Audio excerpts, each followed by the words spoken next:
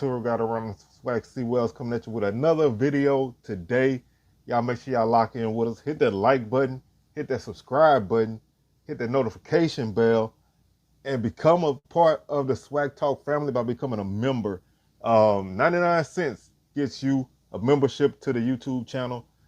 We have special perks coming at you. We're going to be dropping special members only videos and shorts. I'm going to have rants and reactions to different things that I want to put there. So if you want to get everything, man, become a member of the SWAC Talk crew for 99 cents and get down with the get down, man. And so we're going to still be bringing y'all a lot of stuff, SWAC smoke and everything like that, and all our normal videos. But we also bring y'all that membership tier. So get down with that. Check out the Facebook and Instagram, both SWAC Talk, Twitter SWAC Talk 76. And now let's get on with the show, man. Let's do it.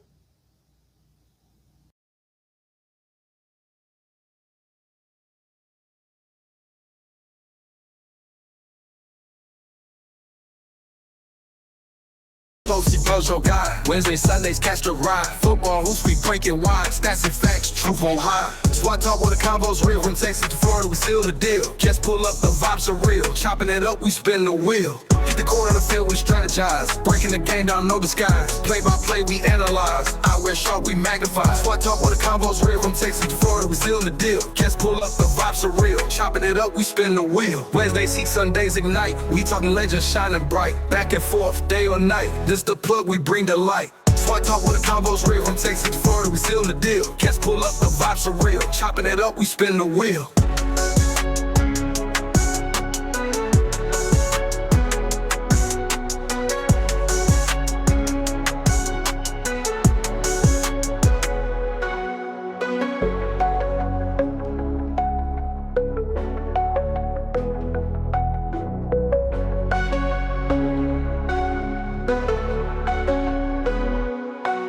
Wednesdays, heat, Sundays, ignite. We talking legends shining bright. Back and forth, day or night. This the plug, we bring the light. SWAT talk with the combos real. From Texas to Florida, we seal the deal. Cats pull up, the vibes are real. Chopping it up, we spin the wheel.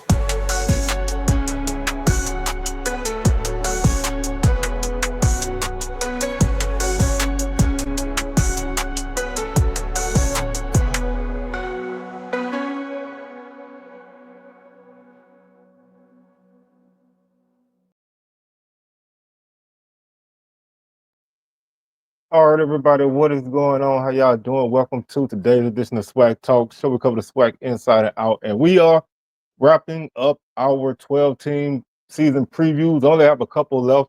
Gonna try to drop my UAPB video either Monday or Tuesday. Not quite sure yet which one that's gonna be. Southern video live stream with my brother, Coach 67 Sports TV, will be on Wednesday night. So y'all definitely keep it locked here for that. And so we are in the final stretch, final three previews, man. It's been, quite an up and down, tumultuous trip, but we made it to the end. So today is Texas Southern Tigers. They are on the clock to see what my thoughts are on them with the 2025 season. And so we're gonna go ahead and jump into it. We're not gonna waste a lot of time. Last season was honestly a surprise to some degree for most people. 5-6. 4-4 in conference, third place finish. This was a team that was picked either fifth or last by most people. A lot of people didn't pick them to win, but a couple games all year.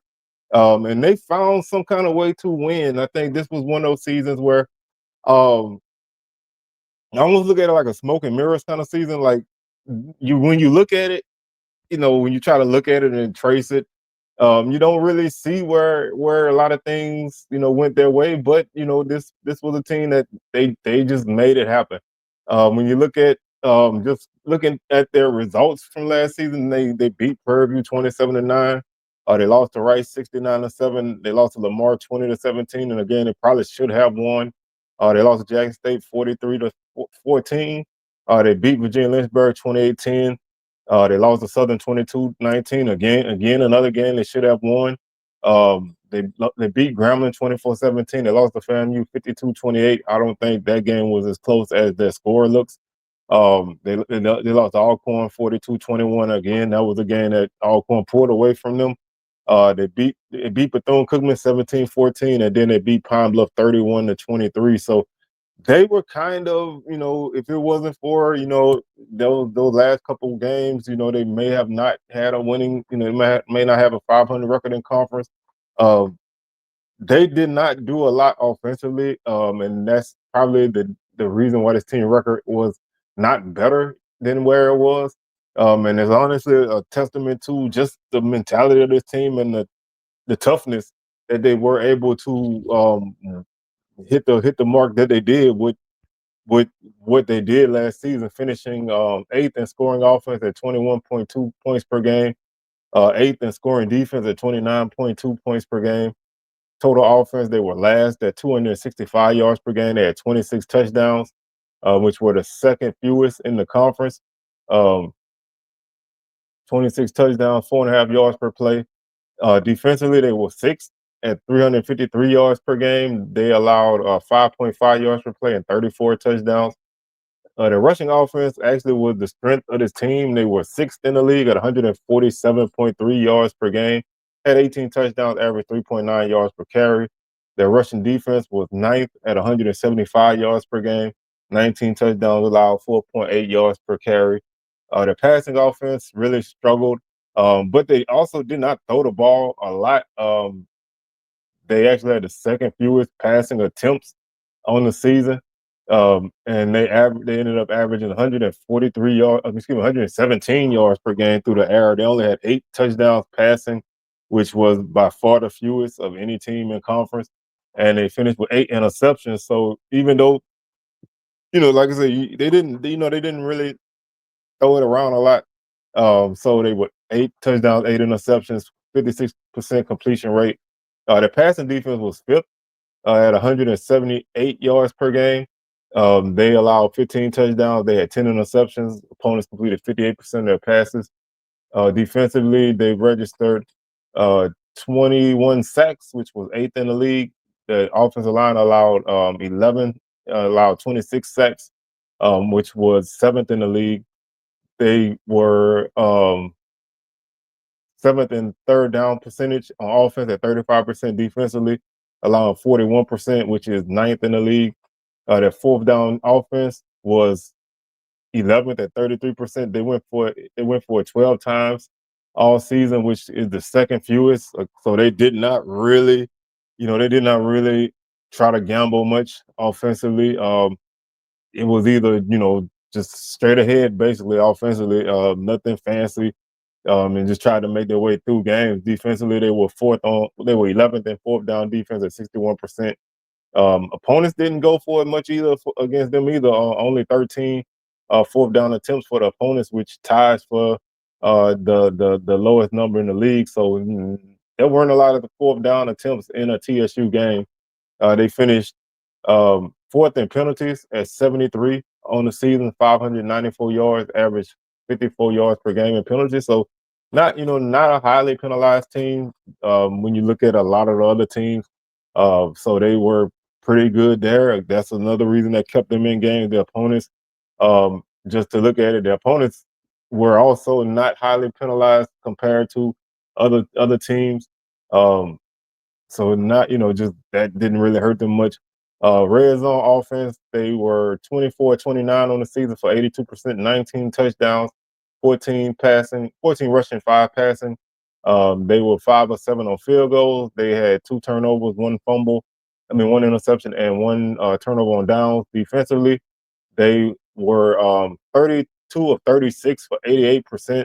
That was the highest percentage of success for opponents in the red zone. Um, Gave up 22 touchdowns, 13 rushing, 9 passing, 10 of 11 on field goals, 2 takeaways, 1 fumble, 1 interception. So they kind of struggled there. Um, they did do a good job possessing the ball. They were third in time of possession. So, with the offense that they had, that's only natural for a team that's going to run the ball as much as they were. They kind of kept the game, ugly and, tried to make their way through. When you look at the turnover margin, like I said, they had 8 interceptions on the season and only 3 fumbles lost. They only turned the ball over 11 times, and they had 18 takeaways. So they were +7, and that's another thing that helped them. A lot of times with when you have a team like this who really is like not necessarily playing the unit that they want, to not turn the ball over much is a really good mark. And like I say, you're not shooting yourself in the foot a lot. You don't have a lot of penalties. You don't have a lot of turnovers. You give yourself an opportunity to kind of find your way through a game. Maybe your opponent don't play so well, and then you find yourself in position to win the game. A couple times it did. A couple times it went against them, but for the most part, they were able to kind of feel their way around. Um, and so that leads us to looking at kind of what is returning for the 2025 season, and kind of some early thoughts that I have about this team. Number one is health. I'm gonna put two things together as one: health and depth, because those are basically the things that really hurt this team in any game this season. Losing your starting quarterback after week one, losing your starting running back after a couple of weeks of action. Other guy losing one of your top linebackers. Just losing guys here and there, and not necessarily having the numbers and not even the numbers. Like I said, I look at quality depth. You can have 105 guys on your team, but if they all can't contribute, that's just having a number of guys and not necessarily guys that you can depend on to actually contribute when they come in. And so, not having that sometimes leads to teams, wearing you down late. That's evident in certain games where they were tight early and got pulled away from late, or just a game where they just could not close the door on the team because they just wore down. So that's really the two major things. And honestly, the other thing that I look at I think definitely has to improve if they want to take that next step is the passing game has to be better. I mean, you can say it's a product of, what was going on, but you're not really gonna win those games with a passing game like they had. And getting KJ Cooper healthy for the entire season, hopefully, uh, could be um, could be the difference. 6'5", 215. He's a senior. He only played in 2 games last season, but he had 6 carries for 52 yards, and he was 19 of 29 for 180 yards and 1 touchdown. Jordan Davis saw the bulk of the action last season. Um, he played in 5 games, had 52 carries, 135 yards, and a touchdown. He was 36 of 62 through the air for 379 yards and three touchdowns with 2 interceptions. This is basically KJ Cooper's opportunity. I think they basically stated that kind of without stating that. So he will be your starting quarterback as far as I can tell, unless something happens. And that gives you an opportunity to build around him because you do have skilled guys that can make some plays for you. Um, you are losing some key contributors. You're losing a guy like his name always tripped me up. Quintel Quinn, who ran for over 651 yards on the season. So you're losing him, but you're returning a guy like Ethan Renfro, who had 72 carries last season for 323 yards and 4 touchdowns, average 4.5 yards per carry. You also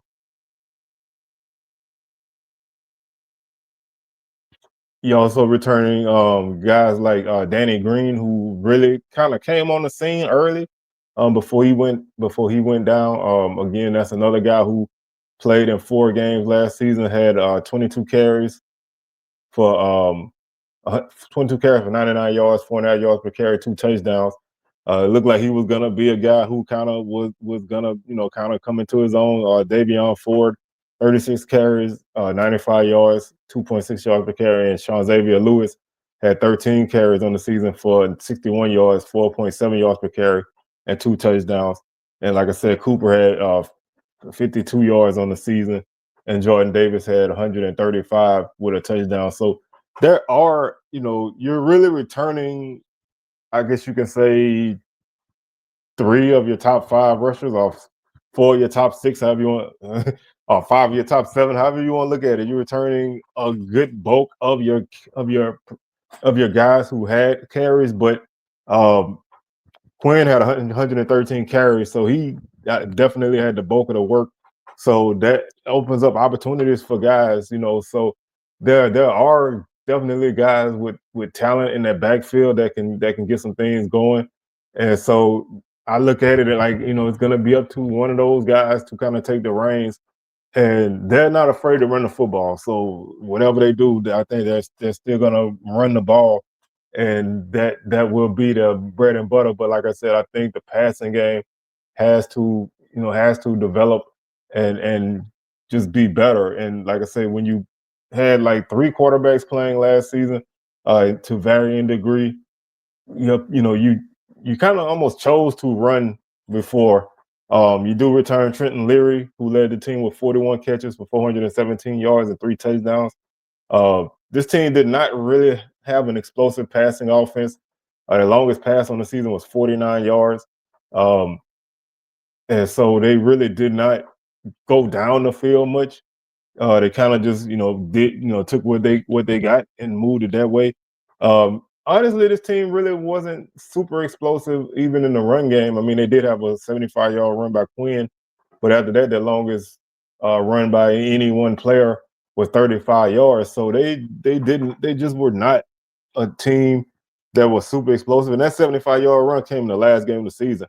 So they did not really, just blow the doors off of you.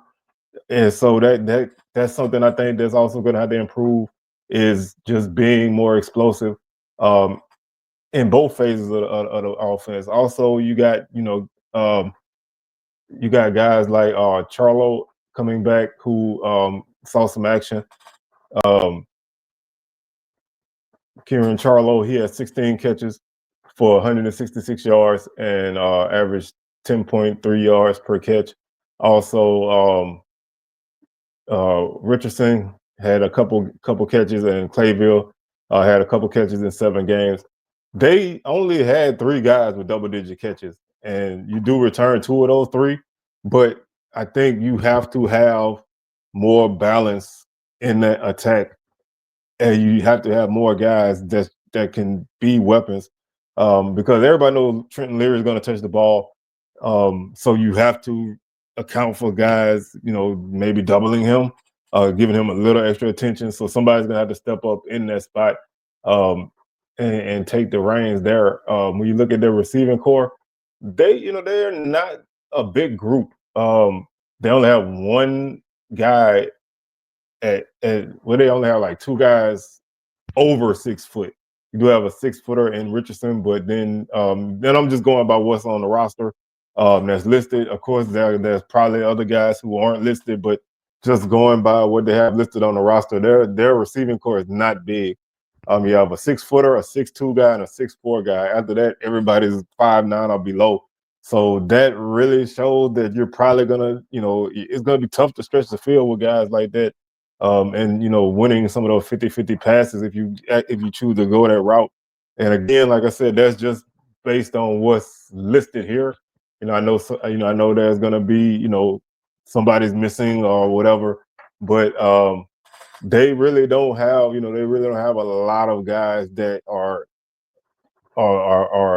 showing their size. And so they're gonna have to find a way to be creative if that's the case. And that's gonna have to, find some kind of way to help with explosiveness, getting those guys the ball in space, letting them make moves and go. And so I think offensively this team definitely is gonna have to carry the reins to kind of get them at least going early. When you look at the defensive line, uh, they return a couple key guys there. Michael Akins um, is the top guy returning on the defensive line. Um, pull that. He actually finished the season with 24 tackles on the season, had 4.5 tackles for loss, 3 sacks, 1 quarterback hurry, 1 fumble recovery. Also, Thompson, who is the guy they're looking for big things out of this season. He had 22 tackles in 6 games, 3 tackles for loss, 2 sacks, pass breakup. So those two guys are also, going to be called on to kind of take um, a bigger role when you're losing guys like Keelan Cox and Sincere Massey. You losing those kind of guys on your D line. You're looking for some guys who can step up. And Akins has been around. That's a guy that's been around a good while, and so you kind of expecting him to kind of take that step. And it's really gonna be like I said, I think it's all about depth. It's all about having guys who can fill in. Of course, you need guys to take those starting roles, but you still need guys to come in and kind of take over when guys need a break. If guys go down, a lot of times with a team like this, they'll be solid in that first three or four guys that they play, and then once they start to go into the bench, it drops off, and the drop off continues, and then you don't have what you typically would have, and so that's really a key for this team. Isaiah Bogarty is the top guy coming back in terms of production at linebacker. Last season, he finished with um, 32 tackles in only 6 games, 2.5 tackles for loss, 1 sack. He also had a pass breakup. Jacob Williams also returns. That guy was an all conference linebacker. Um, so you actually getting him back, which definitely helps that unit because you're losing a guy like Umar Yaro, who took a big jump on that in the linebacker core with 70 tackles. You're losing some big names in the secondary: Simmons, Williams, and Henson. So you really got to have guys step in and take over there. I think that's probably the one spot that they have. They have some talent coming in. They have some guys who can step into those roles, but they have to be able to produce time after time, and that's really gonna be a key factor for this team. There's a lot of holes to fill, and when you kind of had a surprise season, the onus is on the guys stepping in to kind of take the ball and run with it, so to speak, on both sides of the ball. So they have to be able to kind of grow in leaps and bounds if they want to take that next step, because obviously now expectations are a little bit higher inside and outside of the building. So people who are outside of TSU, they see what they did last season, and now they're kind of expecting them to take a jump. And of course, any program is going to have those expectations for themselves, and the fans are going to have those expectations for them. But when you have those outside expectations, that to me is what changes the perception of a team. And I'm not saying that they have super high outside expectations in terms of outside people, but they're not viewed as sixth place or fifth place. They're viewed as like fourth place or maybe third if some things go right. But they still, they have to take that step because they, like I said, they lost some serious production, especially on the defensive side of the ball. And defensively, TSU has not been bad, and in recent years they've been solid. They just haven't had the numbers to put them in a consistent position to be a good defense. They can do it game to game. They can do it. They just haven't been able to go on that consistent stretch of solid defense throughout a season because somebody goes down. And like I said, the depth of this team just is always going to be tested. One place I do think they're pretty solid, if one of the more complete units is their the special teams unit. They do return one of the top return guys in the conference, and Sean Xavier Lewis. He had a 90-yard kickoff return for a touchdown last season. So he finished with 10 returns for 342 yards, 34 yards per return. He also averaged 11 yards per punt return with a longer 36. Jeremy Ramirez is back at the punter, averaged 37.7 yards per punt with a longer 71. And Christian Avalar saw some action at kicker, going 2 of 3 on field goals, 7 of 7 on extra points with a longer 38. So they have one of the few units that is basically intact, at the very least, has a consistent nucleus of guys who have played, and that can help you in some ways. It's not obviously it's not enough to get you from third place to first place, but knowing who your guys are at those spots coming into the season really at least gives me a little bit more of a comfort because I really look at special teams as a huge portion of your season and your team. Some teams are able to withstand, not great special teams. But I think when you are a team that plays, kind of ugly, I think you need to have solid special teams. And of course, they had, a couple of special teams miscues last season that cost them a game or two. But that's something that they can grow with. And of course, this is a coach who was a first year head coach. He learned a lot, I believe. And so I think, with Coach Dishman, I think he is figuring out how a lot of things are gonna go. And I think he'll be in better position this season than he was last season. So I think that helps them as well. Like I said, I just think this team just needs more big plays and just to kind of stay solid on defense, but have more big plays on offense. And I mean, you could say that for almost any offense in the league that's not already a top offense coming into the season. But, I think this team was able to kind of piecemeal some things and put themselves in some positions. But looking at where they are as far as the schedule, I I put them with a win total of 6. So I do feel I don't want to say I'm bullish on them, but I do feel positive about TSU. I think they have a schedule that can allow them to pick up some games if they win. Some of these toss-up games that they have. I think they don't have necessarily a super tough out of division schedule. So that kind of helps. But non-conference is not super challenging. Um, we're gonna look at it game by game. I still be if you watch my preview, I don't know which way to go with the Panthers, especially week one. And TSU, they also have some questions. But last year they probably were a worse team coming into the season than they are now. And so, sometimes breaking a streak and having some momentum and being able to play at home that following year could be the difference. Like I said, I don't know which way to go with this game. I marked it as a toss up because I think it's just because it's a rivalry game and there's so much, so many moving parts and emotion in this first game of the season for both teams. And it's a huge game for both teams. So I marked it as a toss up. Um, After that, they go to Cal, which obviously is a check game, and then you come home to play Lamar, which was a team that they were a top 25 team last season, and you basically took them to the wire. Probably should have beat them. I think you had a couple touchdowns called back. Can you play a game can you play that game again this season and pull out the win? I marked it as a W because I really want to see the SWAC win more non-conference games. Now, obviously, if it's a matchup where I believe that team is totally overmatched, I wouldn't call it that way. But at least at this point, you're hoping lightning can strike for you.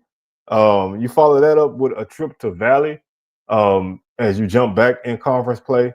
You should be favored in that game. I do have you winning that game, and you followed up with a game against Pine Bluff. So you have a couple opportunities to pick up some early wins in conference, regardless of what happens in that first game. Um, I think because you don't have as many division games early in the season as Purview does. A loss doesn't necessarily kill you. I mean, it hurts. Don't get me wrong. Losing that first game, it hurts, but it doesn't necessarily kill you because you have a good opportunity to bounce back in conference play, going to Valley and then Pine Bluff. And then Grambling I marked it as a toss up. You did beat Grambling last season. Grambling is going to be one of those teams, play a lot of close games. Can they take that step that they didn't take last season? So that remains to be seen. So you do have an opportunity to be 3-1, or even 4-0 in conference play, before you go into the toughest stretch of your schedule. Um, So really, the opportunity to take that step and win 6 games is there, especially early. Um, you follow that Grambling game up with a home game against Virginia Lynchburg for homecoming. I think obviously you're gonna mark that as a dub, and then you close out your season with 4 games that are gonna be tough for you. Alcorn, I marked it as a toss up, but I kind of lean toward Alcorn in that one. Then Bama State on the road, followed by Southern on the road, and then Alabama A&M at home. Um, I mark A&M as a toss up because I don't really know where they stand. Southern is an intriguing matchup. I mean, the last 2 times you played them, it took some odd things to happen for Southern to get the win. But at this point in the season, your fate could be, you could be playing for a division championship at this point, or you could be, playing through the string. I think this is a matchup that probably would be better for you if it was earlier in the season, especially with your depth and everything. If you're kind of wore down, how much oomph does this game carry? And again, with Southern schedule being what it is, you could be playing a team that's not at their peak. So, this is their last game before their bye week, before the bye week classic. So you could catch Southern, looking ahead to that bye week. Especially if, the season been a little rough for them. You could catch them like that, or you could catch this team kind of on an uptick. So it makes that an interesting matchup. And Bama State is a tough road matchup for you. So basically, the way I look at it, like I said, I marked them with 6, and it all hinges on the start. They definitely are a team who has a backloaded schedule in terms of the tougher conference teams that they have on their schedule.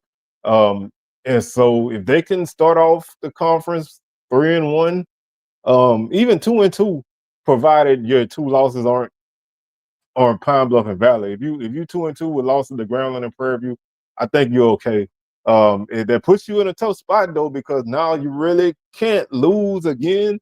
I don't, like I said, this is a season I could see that somebody winning the West with 3 losses or 2 for sure. Um, but you don't want to come into the later portion of the season needing to go 4-0 to keep yourself in the hunt. So if you wanna reach that 6 win plateau and finish better than 4-4, then I think you have to be at least 3-1 in conference before you get to the Alcorn game. If you come in the Alcorn game at 3-1 or 4-0, you have a lot of wiggle room to play with. If you come in at 2-2, it's gonna be tough. If you come in at less than 2-2, I think I hate to say it, but if this team is 1-3 in conference by the time they get to Alcorn, the season is over. You can go. I doubt you go 4-0 in that final stretch if you don't win at least 2 of those games early. So the early portion of the season is vital. And like I said, I said it a little bit a few seconds ago. I don't think the PV game is do or die, but if it could compound if things don't go right and you don't win that game. It could be a little bit of a snowball that builds up as it goes. I don't think it's like a boulder that drops on you right out the gate. It just puts a little bit more pressure on you, but you do, like I said, you do have a couple winnable conference games there. So I'm gonna stick with the 6. Um, I think 6-5 is their record, and I think they can be another, maybe another 4-4 season, maybe 5-3, but I can see them in conference anywhere between 3-5 and 5-3, and maybe 7-4 and 6-5 or 5-6. I don't see them below that. Um, so it's not a lot of wiggle room for them up or down. I think they're gonna be a team who probably gonna be in the 3rd place, 4th place range. But a lot of it's gonna hinge on, can the offense be more explosive? Can the defense, continue to grow and find guys to replace, those key production guys that they lost? Um, and can they just play, can they do some of the things they did last year? Only turn the ball over 11 times and not commit a lot of penalties is not necessarily something that you can recreate year after year. Um, they just have to, I think they just have to kind of be able to manage because I don't think the schedule is super tough. I mean, you don't really have a ton of tough non-conference games outside of your FBS game, and you don't play, a couple of the top teams out of the East. So you have, you do have opportunity to kind of put some things together and see where you stand. So the schedule basically breaks up nicely for them. You got 4 conference games. Um, then you got 4 conference games, then you got Virginia Lynchburg, you got 4 more conference games. So it's a 4-4 split, basically. Um, and if you can go 3-1 in the first stretch and 3-1 again, that's 6-2. Depending on who you lose to, you could win the division. So there is an opportunity there to make some things happen. But right now, I think there's a lot of moving parts that need to be fixed and proven. So with that being said, man, I'm your tour guide around the SWAC Seawell signing out. Again, my UAPB preview will either be dropping Monday or Tuesday. Not 100% sure yet. Wednesday night, live Southern preview with Coach 67 Sports TV. So y'all keep it locked here. MEX Swag Challenge preview probably dropping Friday. So got that Swag Smoke also Thursday. So it's a busy week as we move into the season. We are actually in game week basically. So this is now a wrap up of the preseason and getting ready for the season. So with that being said, man, your tour guide around the Swag Seawells signing out, and I will catch y'all on the rebound. Peace.